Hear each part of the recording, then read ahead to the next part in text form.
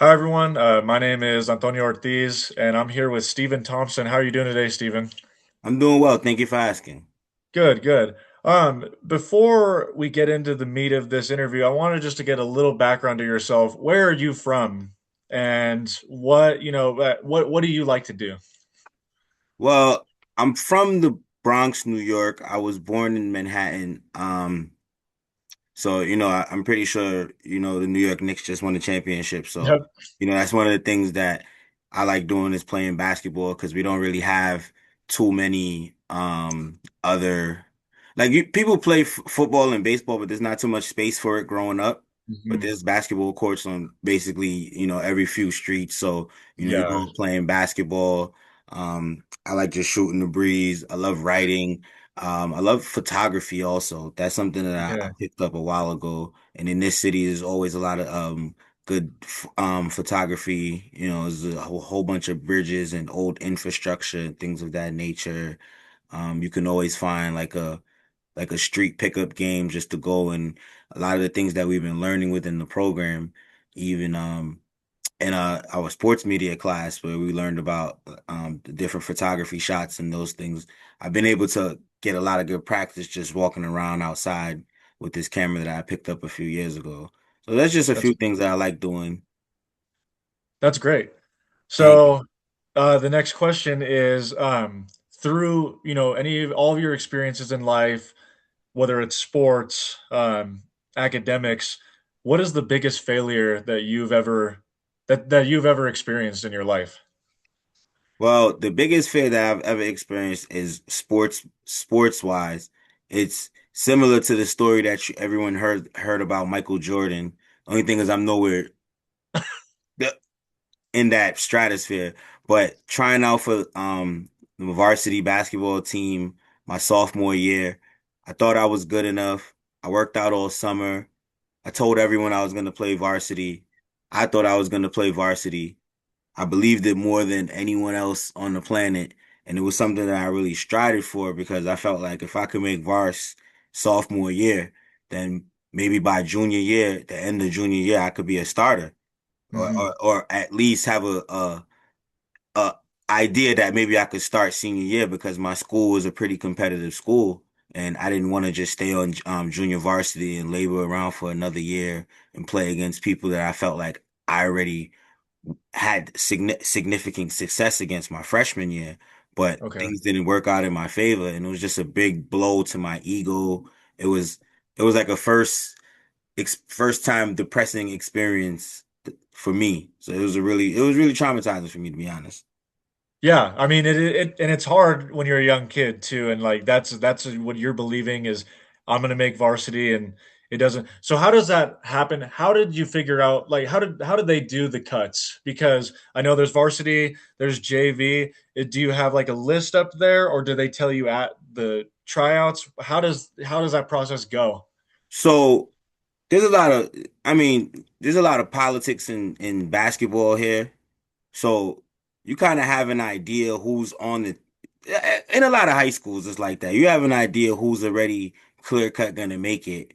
But, we had some I had a inside link to some early Saturday practices, coming off before tryouts that year, coming off because you still got to try out for varsity even if you played for JV.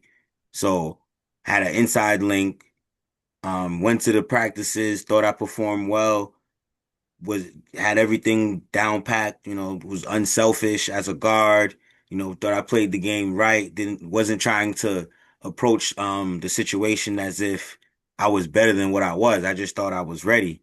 And then the day came when you went to the gym, but you I don't know, it's just sometimes you get that feeling. I just had that feeling like it just wasn't going my way. And then Yeah. I ran into the coach.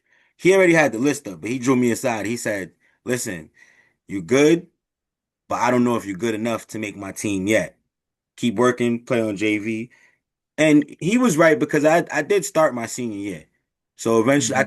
I think ultimately it worked out better for me because I was able to get more experience instead of just playing on the bench and just watching. I got more playing experience, which I think that's important also. It's good to be on a senior team as a younger player, but if you're not playing at all, Sometimes you gotta get those reps. I know in some states you could play both JV and varsity at the same time. So, Hmm. but they don't do that in New York. So, but yeah, he Okay. he pulled me aside and just basically told me, listen, it's not your time yet. Your time is coming. And that was, like I said, it was a big blow to my ego, but it all worked out for the best. That's good. I guess so when you hear that from coach directly, um, what are not only the emotional, but yeah, what are the emotional like feelings that you're going through, but also like, is there anything physical in that moment that you're like, oh, like what are the feelings going through your head I mean, and you your get body? you get weak in your knees, you get bubble guts, you feel like you wanna run and hide. It's a lot that goes into it because, as I said, it's almost like um every region in the country has their one sport that takes Hmm. precedent. In the South, you have football. I know like Texas, football is big in the Midwest, some places baseball is big. Hmm. Like they consider New York the Mecca of basketball. So everyone it's considered the Mecca not because the best players come from here, not because we win more than anyone else. It has nothing to do with that. It's considered the Mecca because everyone plays basketball. Yeah. You know what I mean? It's just one of those things where like if you're like 6 feet tall and you go to the park, they're gonna make you a center. And Hmm. you're not like a 7 footer like in the NBA, but you're taller than anyone else. And you just you kind of take that with you as your character. So that's one of the main reasons why it's such a big blow to your character. Yeah. What did you do and like after the fact of that, what did you do to make yourself better or to prove yourself to everyone else to make it to where you were then on your senior year starting on varsity? I worked hard the two summers after.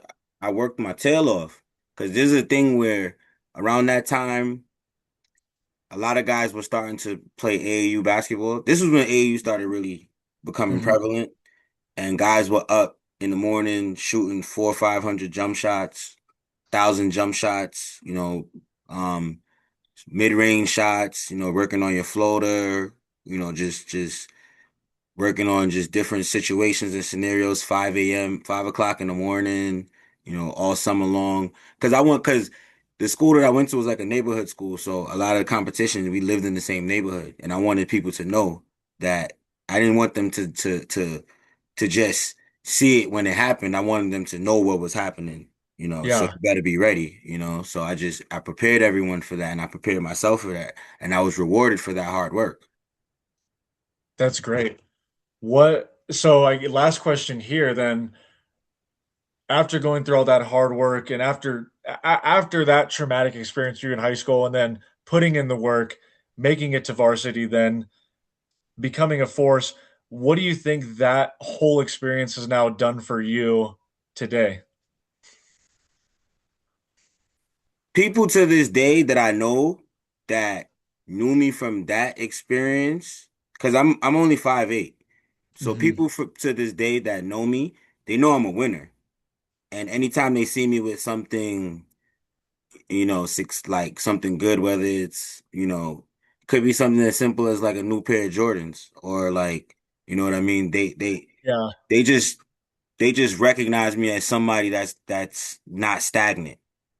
You know what I mean? That's someone that's not gonna take um status quo as how I'm gonna do things. Even just being in this program, like a lot of people talk about graduate school, but not that many people actually go out and do it. So when I tell people hmm, like, yeah, I'm in graduate school, I'm close to being finished in a few months, they expect it. They're yeah. happy. They're happy for me, but they're like, like you. That's how you always are.